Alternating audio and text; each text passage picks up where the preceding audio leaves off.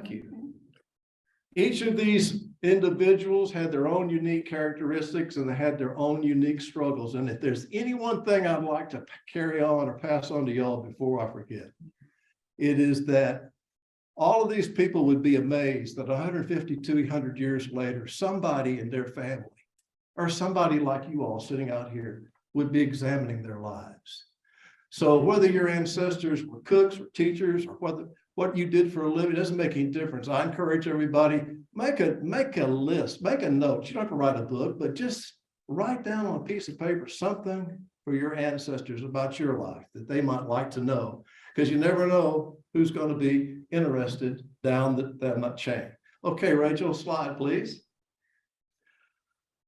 The first doctor we're going to look at is William James Russell. There's image on the left is taken of, or painting, was a painting of him in about 1830. It's about 31. The image on the right is of Dr. Russell when he was in his 50s.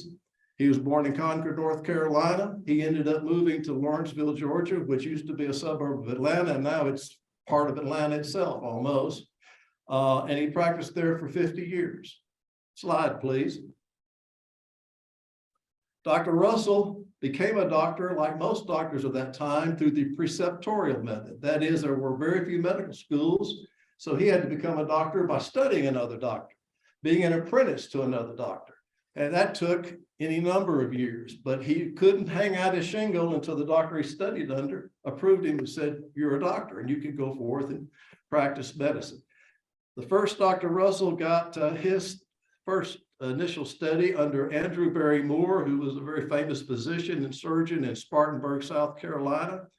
And then he studied under Charles Wilson Harris in North Carolina. He was also a famous physician and surgeon of that time, the late 18th century, early 19th century. Both of these two physicians and surgeons were heavily influenced by Dr. Benjamin Rush, who was the foremost medical man in the United States and in the colonies during that period of time. Slide, please, Rachel. As I said, William James Russell was a surgeon. He also mentored other doctors in that time, which we talk about in the book, any number of which some of them served in the Civil War. He really helped to further medicine and to help other people advance in medicine.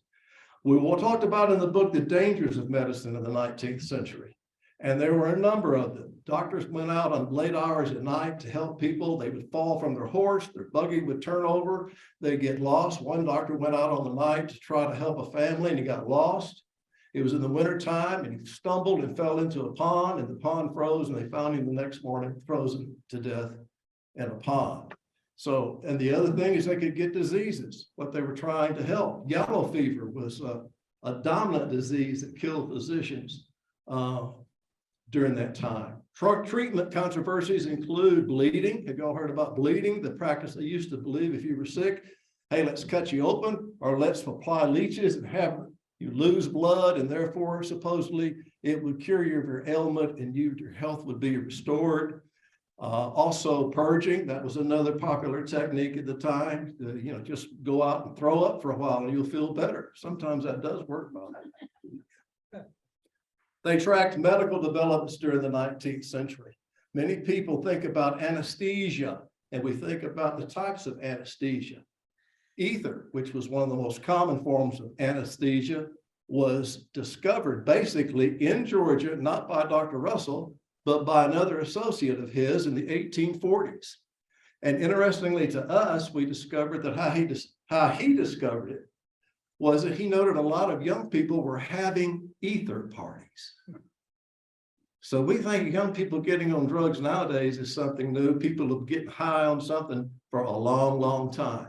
And so he decided, well, maybe we can use ether and apply it into medicine. And he did. And that's kind of how we got ether. Doctors, as we said, could not make a living or raise their families entirely on the basis of their medical practice. So a lot of them, including Dr. Russell, had to go outside of their medical practice. And in his case, he purchased land. He raised cotton. He ended up with 2,700 acres of cotton. He got involved in the railroad development. He entered politics, became a state representative from Georgia in order to supplement his income. He became what we call today a county clerk and did that to try to help with his income. Slide, please, Rachel. His son, Dr. William James Parker Russell, lived 61.5 years, but my, what a 61.5 years he experienced. Born in 1830 in Lawrenceville, Georgia, died 1892 in Wills Point, Texas. And his life experiences included the Civil War. He went through an awful lot, and he also had a whole bunch of kids. Slide, please. Dr. Russell graduated from the Medical College of Georgia. No, he didn't graduate. That was my mistake. He attended the Medical College. He thought he was going to graduate. He entered it in 1848. It's a 2-year curriculum to become a doctor, and he got through all 2 years. And the last week, March the 3rd, 1850, he and 4 other doctors were denied graduation. We studied, we looked, we researched to find out why. And we couldn't find out why, because there was nothing in the records. But we've been told that they could be denied graduation because they didn't complete a course, they didn't complete their treatise, they flunked their final exam, or they were engaged in bawdy behavior like fighting and drinking, all kinds of things like that. But for whatever reason, he was denied that in March 3rd of 1850. And that same week, he turned around and entered the Philadelphia College of Medicine. And 6 months later, he graduated from the Philadelphia College of Medicine, with his degree. He left Philadelphia in July of 1850 and came back to Georgia, married, and started an itinerant traveling practice where he would go from town to town. He lived on the road, and he'd go into a town and he'd find out somebody that had a problem or an ailment. His kids, his sons helped him. They'd have business cards they'd pass out to people. And it was a unique sort of way of drumming up business that worked. And he concentrated on 3 types of surgeries: club foot, deformed foot surgery. He worked in ophthalmic surgery, that is to do with the eyes, cross eyes, all kinds of problems, tear duct issues, and then issues with the cleft lip. A child would be born with his lips fused together, and he would go in and unfuse it and make the child normal. Interesting story about the Civil War. In my family, we were told this doctor, William James Parker Russell, operated a field hospital. He ran a Confederate field hospital. He was a very distinguished surgeon who ran a field hospital. Maybe y'all have stories like that in your family. We researched, we couldn't find anything about him running a field hospital. We researched some more. We couldn't find that he did any practice from 1861 to 1865 during the Civil War. What we did find is he used his credentials to spy for the Union. He was a detective under General Halleck at Corinth, Mississippi in 1862. Then he went to Iuka, Mississippi, did espionage work there. Then he moved to Nashville, Tennessee, and did the same kind of work for General Rosecrans in Nashville. Nashville, Tennessee, during the Civil War, was the first major Southern city that was occupied by the Union forces. So there was a lot of intrigue going on in that area. So he did that, and then after the Civil War, because he made a lot of enemies, he had to clear out and move west. Slide, please. His son, Sebring Rentz Russell, born 1859 in Georgia, died 1928 in Little Rock, Arkansas. This photograph was taken in Fayetteville, Arkansas, at a photographer's studio in 1878. Mary calls this gentleman Sebring the Snake, despite his medical practitioner, his practice. By all accounts, he was a good physician and a surgeon, but he had a shambles of a personal life. At least 3 marriages, at least 17 children that we know about, and he stayed on the run a lot of his time. Slide, please. Sebring was raised and educated in Washington County, right out here at Cane Hill. He studied and practiced with his father for a number of years, and then in 1886, he decided to get serious about it, and he became a surgeon. His father approved him, and he started to hang out at Shingle in Texas. And by 1890, his first marriage broke up. He left his wife of 10 years with 6 children and buggied out with another woman. Came to Northeast Arkansas, practicing Greene County in 1890. 1896, he went to White County and practiced in Beebe, Arkansas. And then he ended up in Little Rock for 25 years about, where we were fortunate enough to get copies of his diaries from 1919 to 1922, which outlined his cases. We talk about that a lot in the book, the types of cases, the prices that he charged.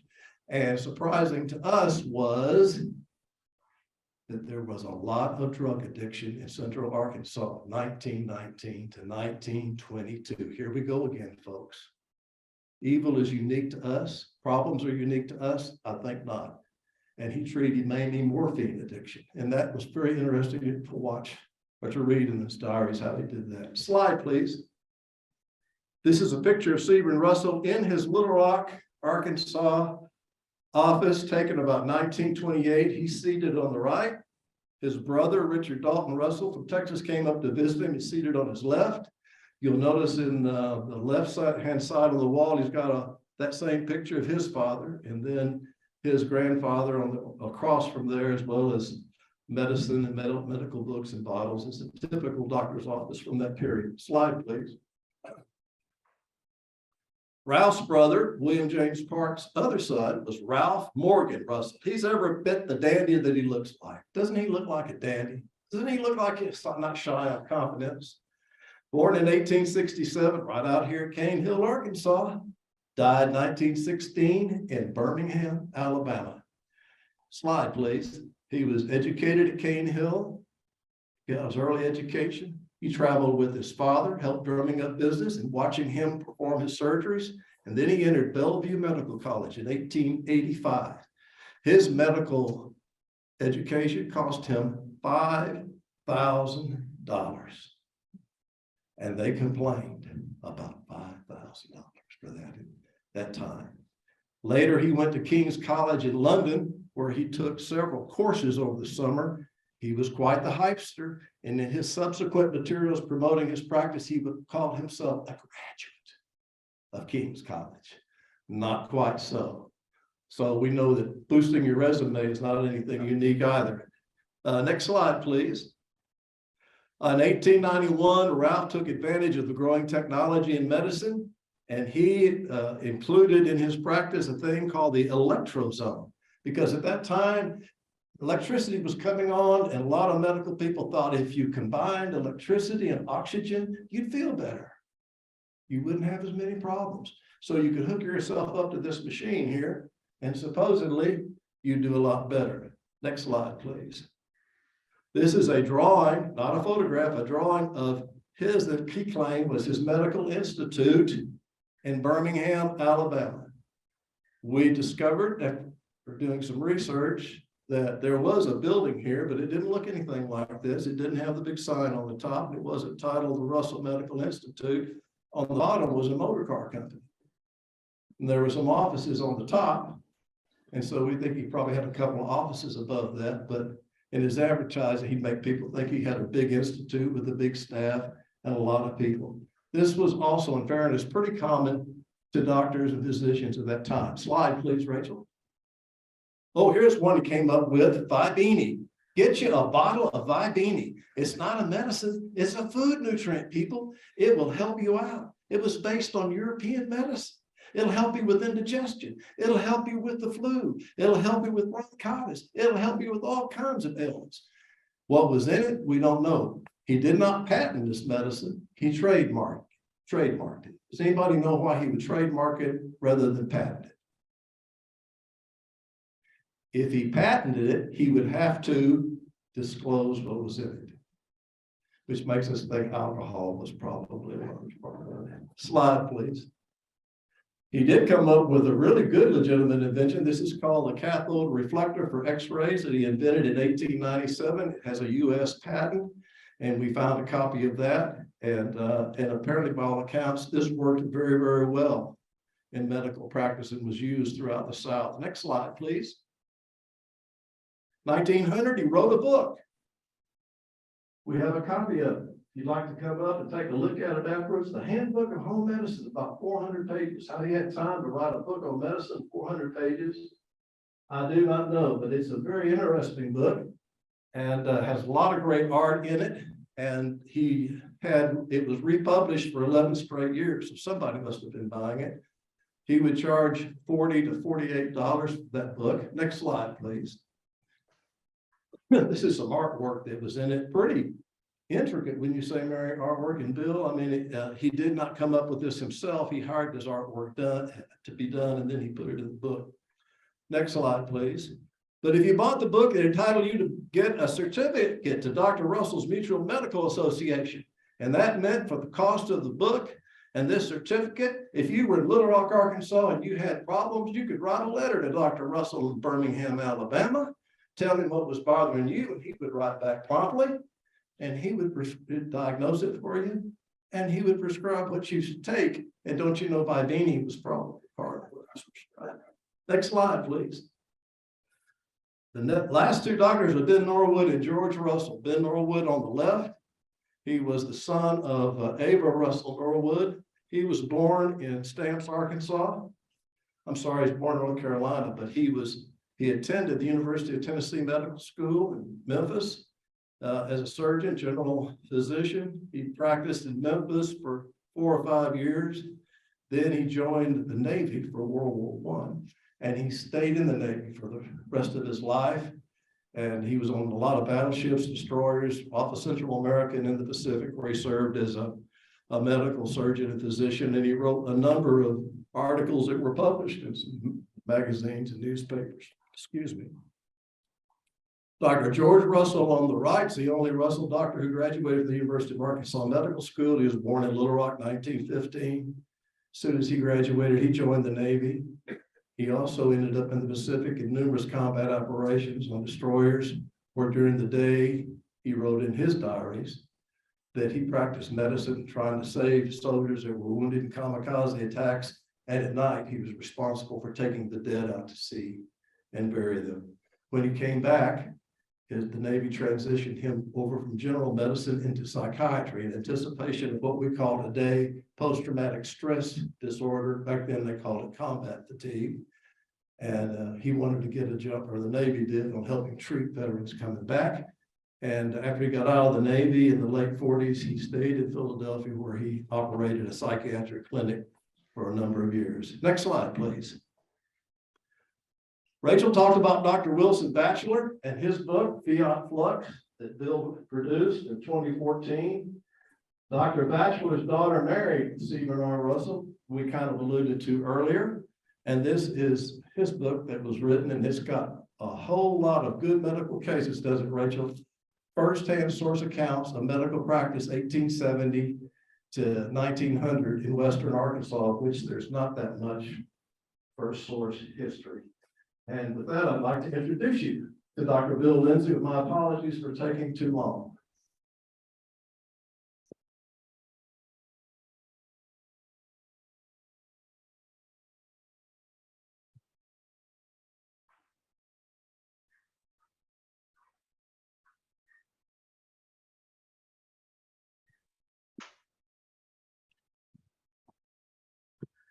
It's my misfortune to be sandwiched between two expert public speakers. So I'm probably going to read a little bit rather than talk, and I hope I won't bore you. Rachel, if you could advance, please, and saying hello to the people who are listening from outside. One of the real delights to me of working on this book was that we had such wide-ranging firsthand material.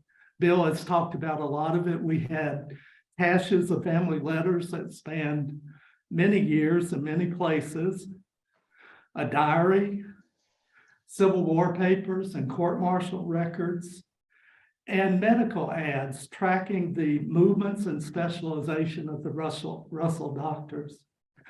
I find the information about the medical history in the book especially fascinating, and have to give credit to Mary, who's the medical historian, for uncovering that material for us.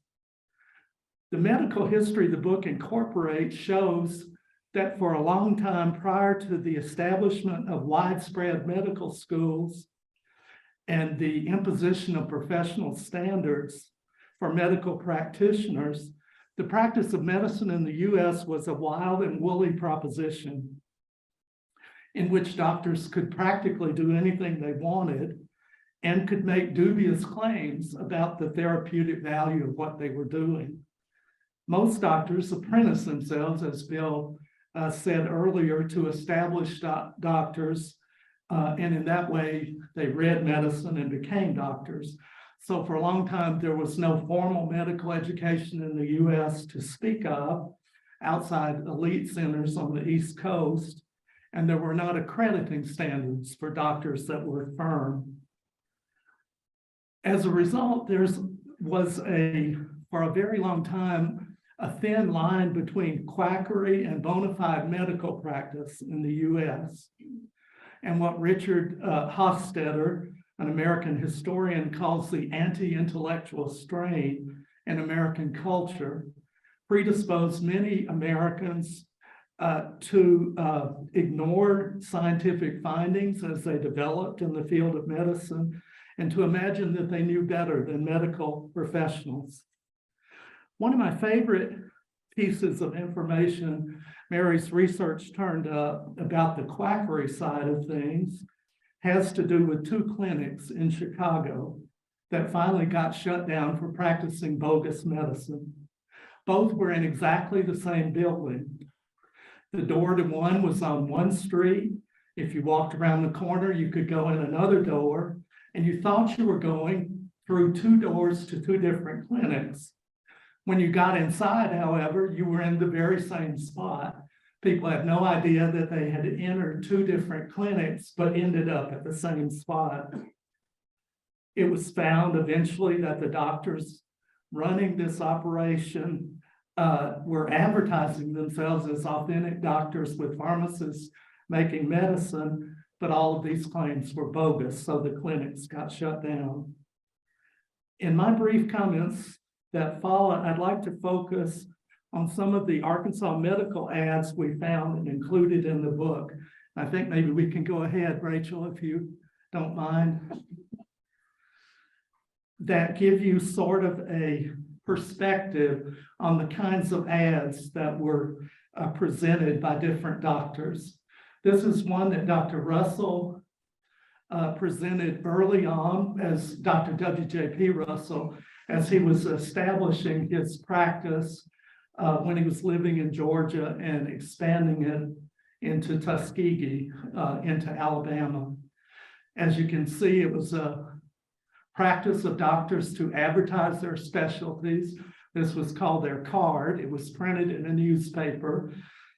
And often they would say that they were coming to a certain place and would meet patients at this or that location in that place and would diagnose and treat their illnesses.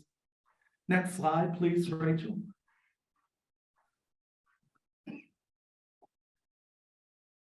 This is one of the ads that Ralph printed in Birmingham. I don't know if it's in Birmingham or not, sorry. He's saying he'll be in Tuscaloosa, following his father's example to consult with patients and to deal with their particular needs. I think my remarks are actually following another presentation we had done, so I'm kind of ad-libbing as we go on. Can you move forward, please? Again, as Dr. Russell got his business established with his sons, they created a card for that business by the time they moved to Dallas together. And this would have been handed out to people, but also printed in various places for people to see what kinds of treatments he offered. If you could move ahead, please, Rachel. This is an ad that appeared in the Arkansas Gazette, not about Dr. Russell, but about a doctor named Dr. McClure, who called himself the oldest oculist in the West, can make those of 60 see to read in 15 minutes. Whatever ailed your eyes, he promised he could cure. And he had this little side business, he tells us, putting up people who came to Springfield as boarders, telling them that the springs in the town had healing qualities, and he would give free prescriptions to physicians, ministers of the gospel, and indigent widows. Can you move forward, please? Dr. Connaughton, advertising in the Arkansas Gazette in April 1878 that he was coming to Little Rock. He was going to be at the Capitol Hotel. He could cure about anything that ailed you. And he had rented medical parlors in the hotel where he'd do consultations and treatments. Letters containing $1 will be answered and none others. Slide, please, Rachel. So this gives us a kind of context for the advertising that the Russell doctors were doing, which seems to me very professional in contrast to some of these other ads. This is W.J.P. Russell saying that he's coming to Little Rock. He too will be at the Anthony House, a hotel in Little Rock, and he's advertising the kinds of treatments that he will offer and the kinds of things he'll diagnose. In the same paper, if you move forward, please, Rachel, he placed an explanation of that previous ad, calling it his card, and he talked about the various doctors who supported him and had given vouchers for his medical treatment. Next slide, please. This is another one that W.J.P. Russell placed in the Arkansas Gazette in 1868. Again, he calls it a card. He's writing from Dardanelle with a list of doctors and other people who vouch for his services as a doctor. So this is how people learned whether you were considered a good doctor or a bad doctor, or whether your treatment seemed to have been effective for people or not. And one more, I believe. Again, Dr. Russell is announcing that he's going to be at the Anthony House, and he's going to do a kind of showcase surgery there. And I think that may be the final slide. If you could move forward, please. Yeah. In 1868, he announced here that he's going to be at the residence of a Colonel Hopkins in Little Rock. He'll make an artificial pupil for someone who's been blind for 9 years, and he's inviting local physicians and visiting physicians to stop and observe the surgery. These were a kind of showcase surgery that many doctors did as they traveled around. We've got other articles and examples of surgeries he did like this in hotels or at someone's house. This would have drummed up business, and the traveling nature of this kind of medical practice also cut down on overhead expenses, and it dispensed with the aftercare of the patient. He treated something and moved on, and somebody else was left to take care of those people. This was economically canny, obviously, and he had thought through the economics of what he was doing. One of the major themes of the book, as Bill said, is how ingenious these doctors were at developing business ways to support themselves. At the same time, there were very strong and capable women, we found in our research, back at home supporting them. And Mary's going to talk about that aspect of the book.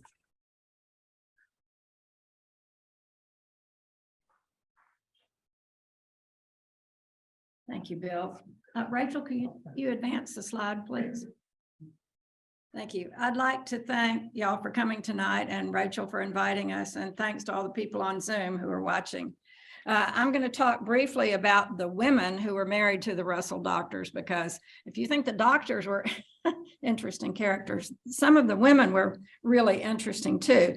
Most of the Russell wives came from fairly well-to-do, established, well-educated families, and they had strong personalities, and they weren't shy.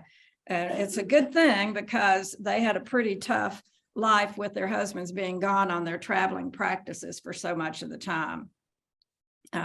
They were very talented in their own rights, and some of their activities involved not just taking care of the children, managing the household and the farms and harvesting crops and raising all their own food while the men were away doing surgery. They taught music lessons, they bought and sold land, and they did whatever they could to help support the families economically, because as Bill mentioned, physicians didn't make a lot of money in the early days of this country. I only have time to talk about one of the women tonight, and that's Ava Law Russell, who was married to WJP. He's the one who was the Civil War spy. She was an amazing person. She married Dr. W.J.P. Russell in 1850 in Georgia, and they didn't stay in Georgia long before they headed out to other places. Rachel, next slide, please. Ava married Dr. Russell just a few months after her father had died, and he left her some property, and in his will, he had an interesting stipulation.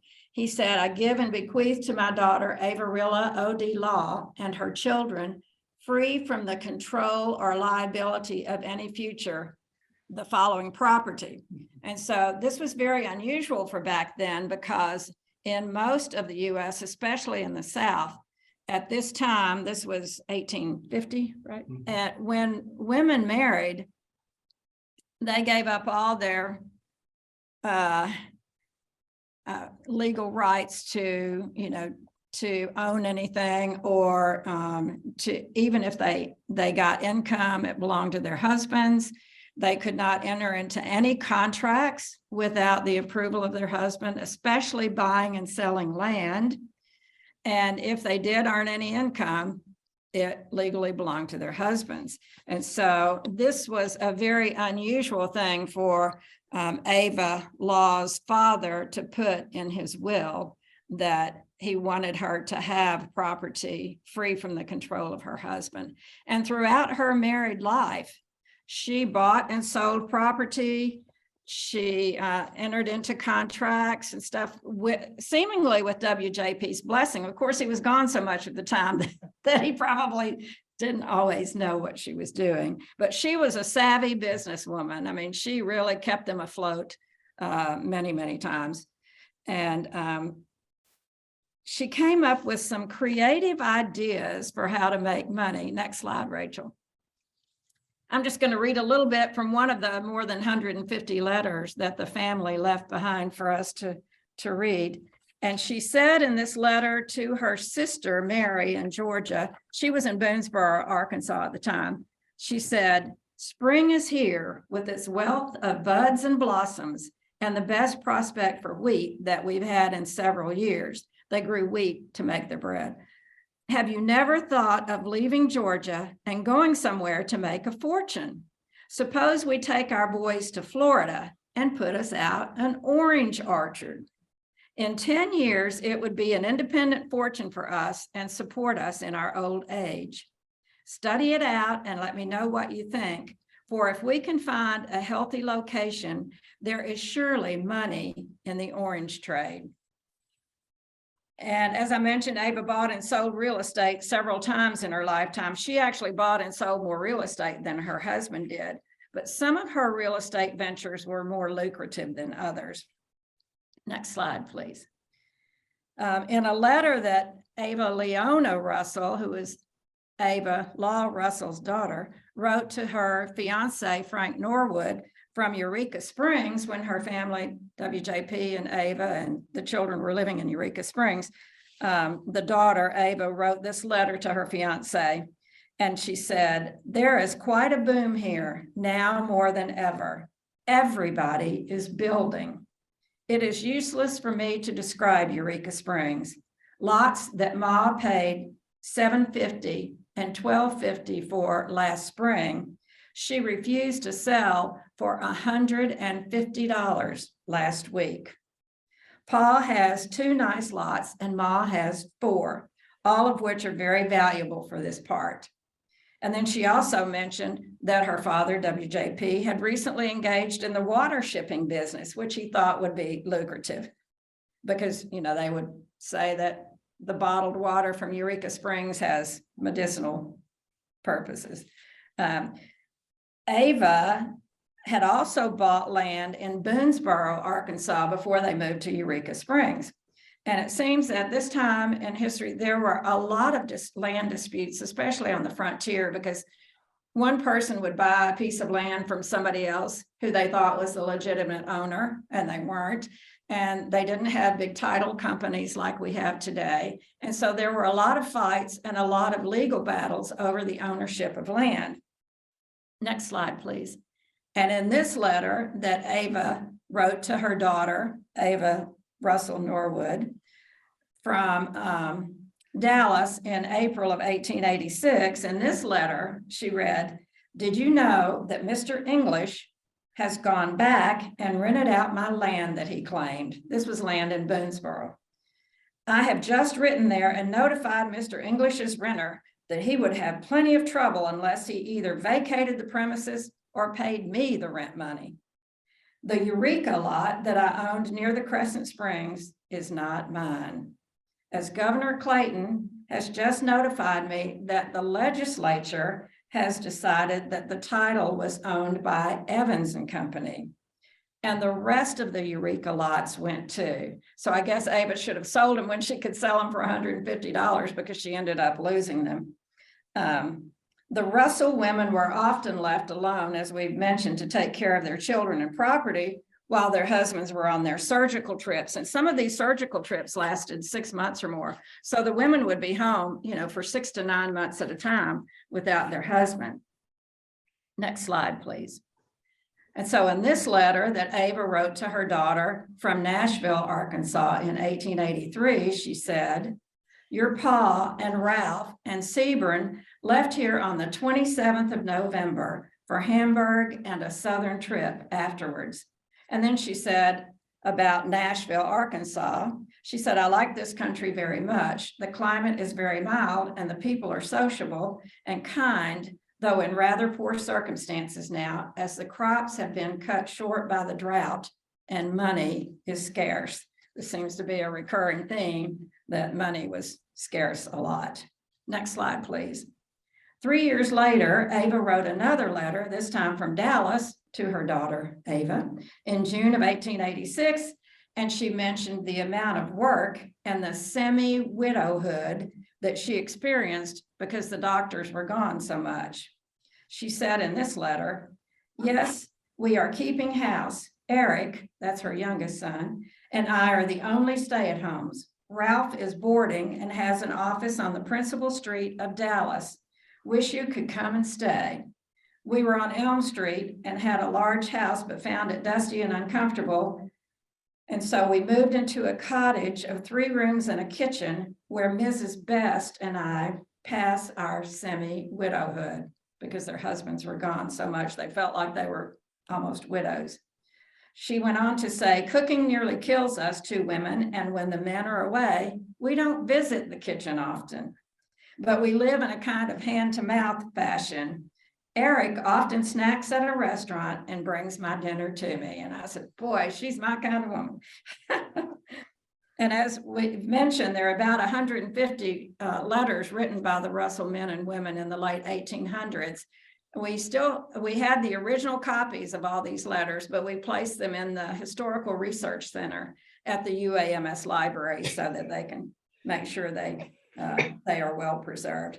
I've only mentioned a few of the women in the book tonight, but there are other ones who had amazing stories to tell too, like Sebern's first wife, who was abandoned after 10 years of marriage with 6 little children, including an infant, and no way to make a living. So these people, these women, they had to be tough to survive in this time period. So next slide, please. In conclusion, the book tells the saga of the dynasty of doctors who are descended from William James Russell. This story spans nearly 200 years, and in every state in the South except Florida, in a period of time in which American medicine changed in ways that the original Dr. Russell could not have imagined. Medical education totally changed from the preceptorial method to, having to go get accepted to medical school, graduate from medical school, do a residency, and, you know, it's have a license. Yeah, you actually had to have a license to practice medicine now. But things changed so dramatically in this 200 years of history of medicine in the United States that it really, I think, made for a fascinating story. And next slide, please. I'd like to thank the Historical Research Center and the UAMS library staff, because although Bill and I traveled to all of the states in the South except Florida, and we went up to Philadelphia to interview George Russell's children, we still depended on the UAMS library for a lot of historical resources and for interlibrary loans of items that they didn't own and stuff. So we really owe a lot to them, and we're grateful for that. So I think we have about 10 minutes or so, Rachel, for questions. Okay, does anybody have questions? Scott? I'm just curious, what's Bill, your line of descent? Well, my line is the same as that gentleman behind you, Jim Russell. We go, thank you, Mary. We descend through Seaver and his first wife, the one that Mary just mentioned, his first wife, Alice Batchelor. And my grandfather was their son, or our grandfather was Seaver and Alice's son. And fortunately, I guess this sounds like I'm taking a lot of shots. We've taken a lot of shots at Seaver, and I'm waiting for my cousin Jim to get back and say, you just blasphemed our whole family. We don't mean to, because he had his demons like we all have demons, right? But he was a good medical practitioner. There's no doubt about that. It comes across in the book. But he just had trouble with women. You know? But things got better after that. Our grandfather on down, they straightened up, didn't they, Jim? Sounds like you had a lot of success. Yeah, it does, doesn't it? Thank you, from Scott. Mary, I've got a question for you. Was the citrus industry booming in Florida at that time, or did Ava just have great foresight into what it is now? I think it probably was just beginning to be, you know, were beginning to realize that they could grow oranges and ship them at least to other parts of the South. So it was just really beginning, I think, to take off at that time period. She was very creative, and she was always coming up with different ideas of how they might be able to make a fortune. You know, she was interested in the bottled water too, and she taught music lessons. A lot of the women taught music lessons, and so they were always looking for some way to. And she kind of had an adventurous streak too. Like she and her sister, I think, went on a trip off to North Carolina because she had always wanted to see North Carolina. So you know, they just took off and went to North Carolina. But that letter that Mary referred to was written in 1878, John. So I don't know when the orange trade really got started, but one would have to think it was about that time. I think it was just beginning about then. So. I wondered the same thing reading that letter. It sort of cracks me up. She evidently was reading about, I mean, she was that astute of a businesswoman that, yeah, she was reading about the potential to go to Florida and grow oranges and make money. And I mean, I think of this woman living in Northwest Arkansas and dreaming about going to Florida with her sister and buying land and having their sons help. She was quite an interesting character. Good question. The fact that many of the wives were well-to-do, or from what was said earlier, does that mean that the doctors were perceived as being more the upper crust of that time for these well-to-do wives? Well, I would think so. I mean, you know, they, like William James Russell, the first doctor, I mean, he was very well respected in his community. And so, you know, his sons grew up in relative affluence compared to most people. And so they were fairly well-to-do. They were fairly well educated for the time. And so I think that would appeal to that, you know, that level of society where some of those women were. The women really were unusually well-to-do for people of that time.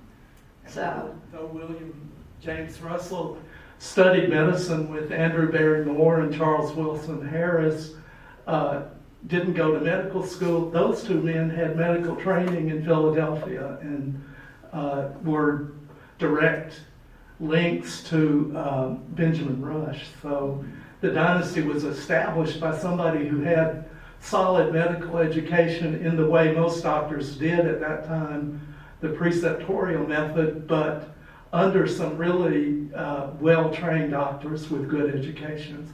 That in itself was unusual for that period.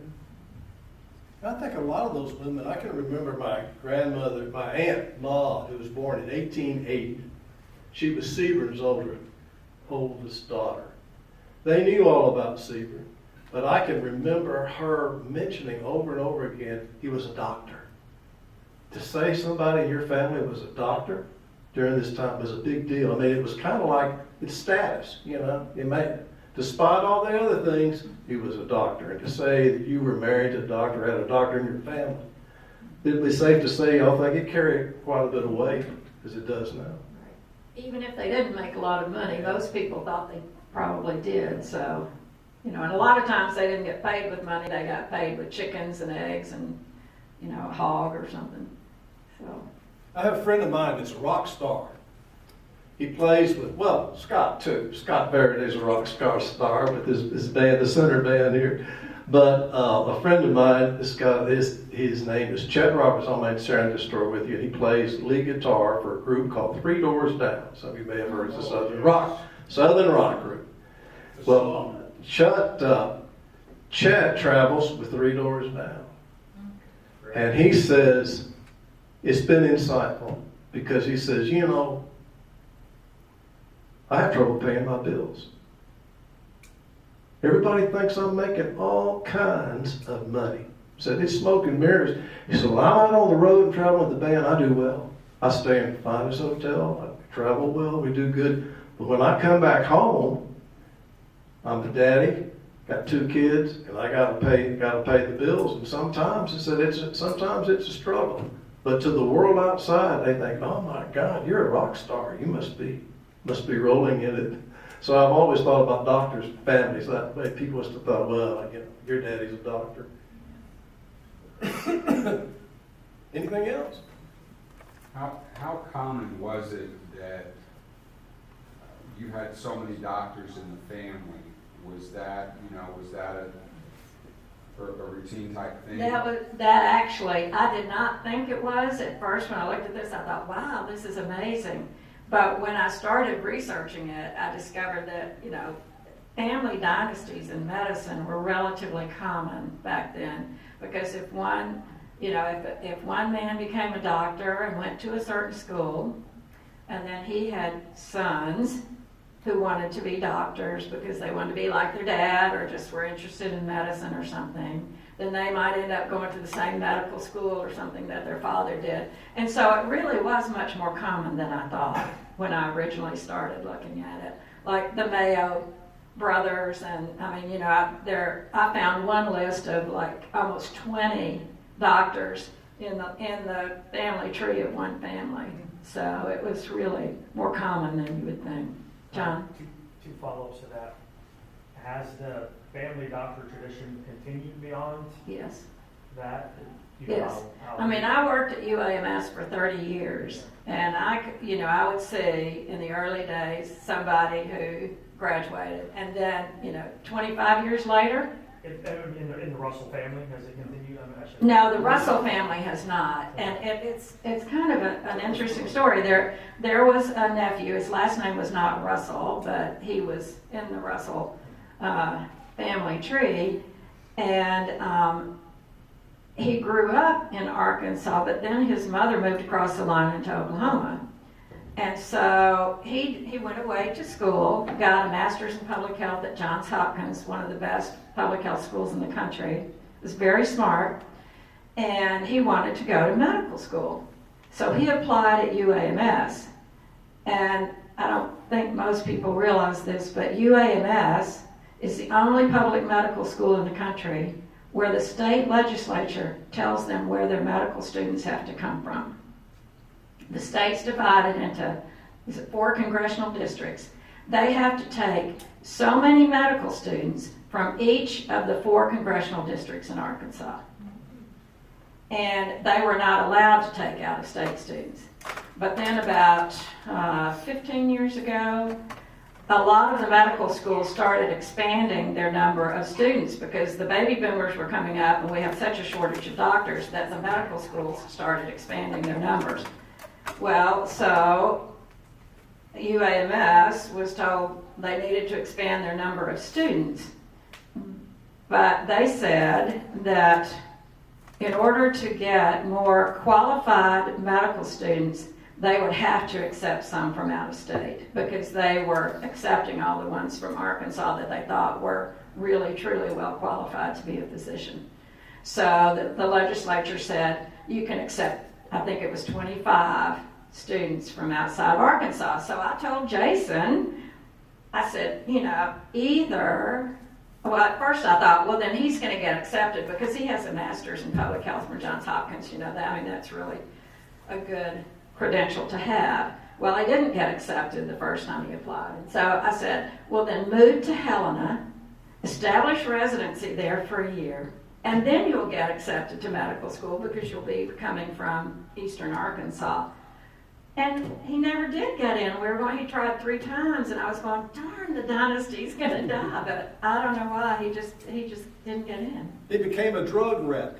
Yeah, he became a drug rep and said, well, and plus he had a girlfriend in Baltimore, so that's why he didn't move to Helena. But anyway, so the dynasty died away. But Bill made a good point the other day. He said, well, you know, his grandfather, who was Seburn's oldest son, you know, he might have become a doctor if he hadn't lived in poverty because his father abandoned his mother with 6 young children. So, you know, that kind of derailed any possibility, you know, for those older children of Seaburn to, you know, I just don't think they had a chance. So they were lucky if they got to go to school for, you know, a few years or something. So Thank you all for coming out Yeah. tonight. Anything else? I have just one more, I promise. Sure, nice fun. I'm curious about the women and daughters in the Russell family and whether the fact that all these men were involved in medicine led to any of the younger daughters getting involved, even though they might not be able to practice, or I'm just curious that side of it. It's interesting because I don't think there's any. yeah, I don't came think of there are theirs. any. And there were not, I mean, it's only very recently that women in the United States went into medicine. Like, I started working at Tulane Medical School in 1972. And out of their entire class, I don't think there were 10 women. And at UAMS, I don't think there were any until not very many, just a few in each class, from maybe the 30s and 40s, and then a few in the 50s. But there were so few women in medicine until the last generation or two that they're in the South especially. That Yeah, it I don't is know. a- They were well educated though.